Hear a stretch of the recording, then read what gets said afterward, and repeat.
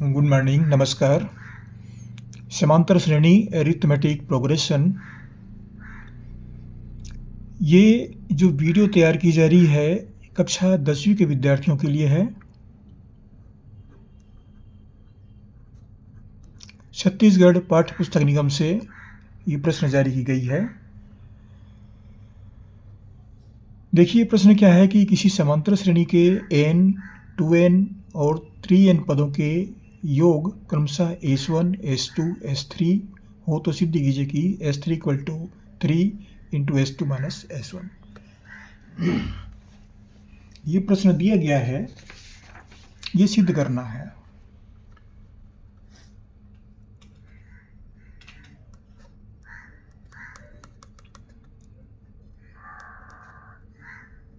क्या सिद्ध करना है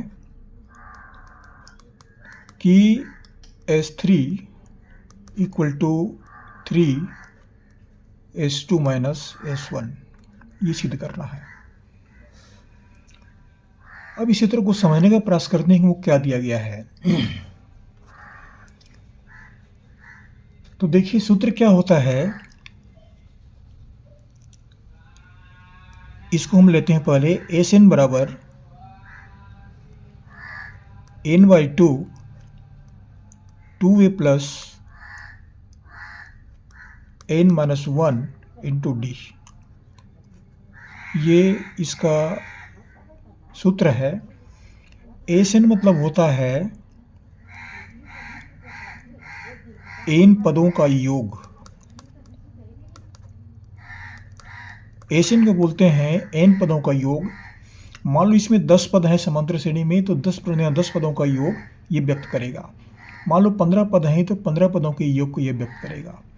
वैसे कह रहे हैं कि n, 2n और 3n के पदों का योग S1 है, n पदों का योग S1 है। तो इसको देखिए हम ये 2a plus n minus 1 into D है, ये इसको दूसरे शब्दों में लिखा जाता है Sn equal to n/2 a plus l। इसी सूत्र को हम इस रूप में लिखे हैं a plus n minus 1 into D, ये शामिल है, ये पहला सूत्र है। a plus n minus 1 into D ये शामिल है, इसको l बोलते हैं या अंतिम पद बोलते हैं, तो ये a प्लस l के रूप में इस रूप में आ जाता है। ये यही सूत्र जो है इस सूत्र रूप में आता है। ये अब n पदों का योग S1, तो यहां हमको दिया गया है S1 बराबर n/2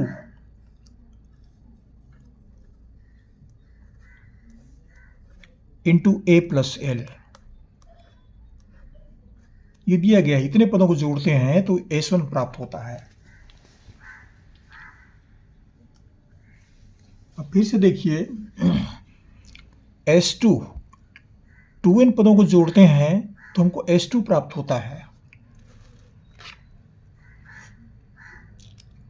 S2 बराबर हमको प्राप्त होता है कितने पद हैं, ये n पदों का योग है, इसमें 2n पद हैं, तो यहाँ इसके स्थान पर 2n पद लेंगे, 2n/2 और a प्लस l। तीसरा है S3। S3 क्या है,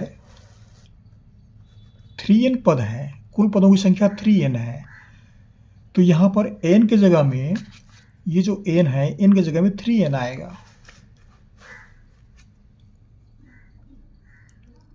3n/2 a प्लस l, ये हमको S1, S2, S3 ये प्राप्त हो गया। ये पहला है, इसको दूसरा मान लेते हैं, इसको तीसरा मान लेते हैं। 3 चीज़ें हमको प्राप्त होगी। अब क्या करेंगे, हमको क्या चाहिए, S2 माइनस S1 हमको निकालना है, S2 माइनस S1 ये निकालना है। तो ये दूसरे में से पहले घटा देते हैं, तो S2 माइनस S1 निकल आएगा।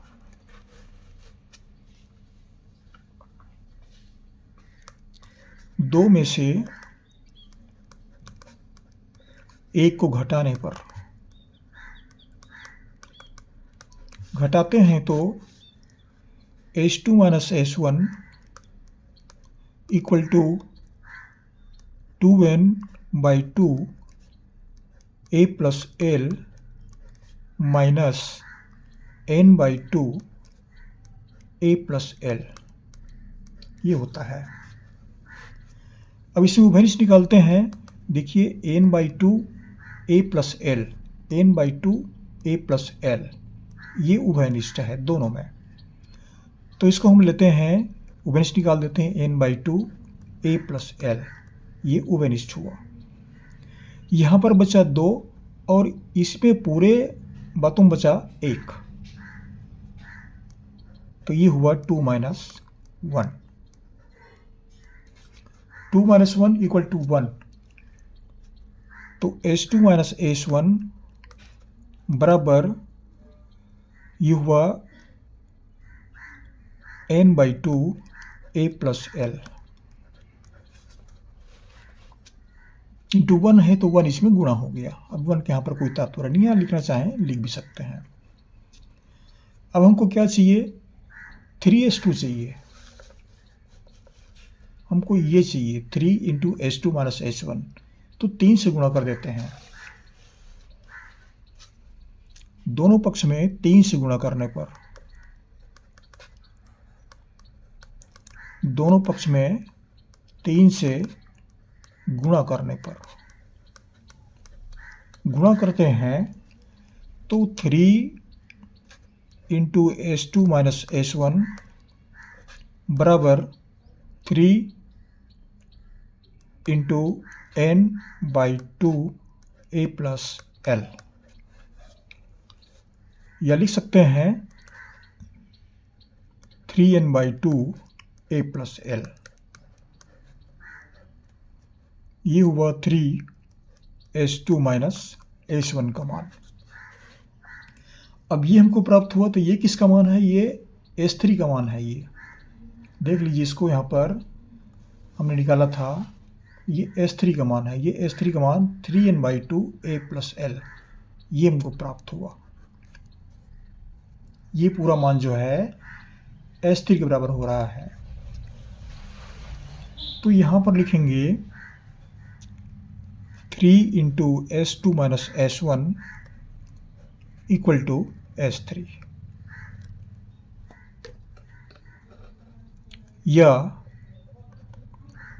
S3 बराबर 3 इंटू H2 माइनस H1। बाएं पक्ष को दाएं पक्ष, दाएं पक्ष को बाएं पक्ष इधर पलट दिए हैं, तो ये दोनों बराबर हुआ। यही सिद्ध करना था। अब देख लीजिए यहाँ पर ये हमको सिद्ध करना था, तो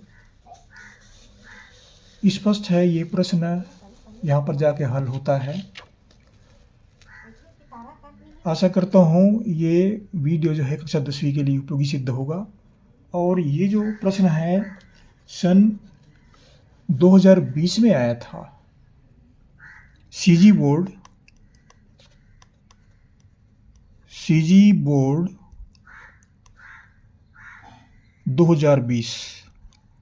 2020 में ये प्रश्न पूछा गया था। विद्यार्थियों के लिए सूचना है। ये हो सकता है ये विद्यार्थियों के ये प्रश्न फिर से पूछे जाएं, पूछ सकते हैं। ऐसे प्रश्न आते रहते हैं, प्रश्न रिपीट होते रहते हैं। आशा करता हूँ ये कक्षा 10वीं विद्यार्थियों के लिए काम आएगा। और जहाँ से पढ़ रहे हैं आप कमेंट्स भी कीजिए, लिखिए के बताइएगा आप कहाँ से पढ़ रहे हैं। हमारे चैनल को सब्सक्राइब अवश्य कर दीजिएगा। आपको हमारे से बहुत बहुत शुभकामनाएँ। पढ़ते रहिए। अगले वीडियो में फिर मुलाकात होगी। Thank you.